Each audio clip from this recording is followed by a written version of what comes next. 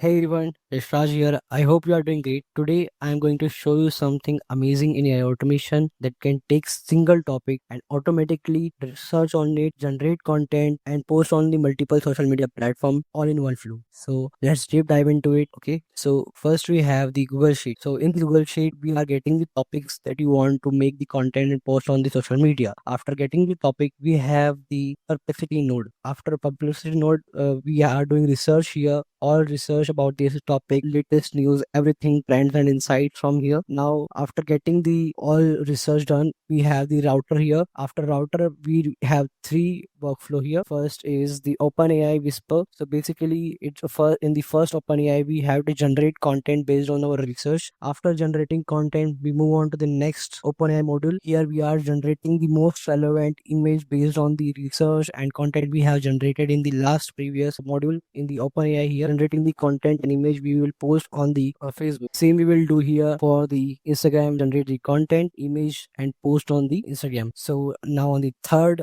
route we are doing the same. The only difference here, we are not generating image here, we are just posting the, and after getting the research we are generating the content based on that and post on the LinkedIn. So thank you for watching.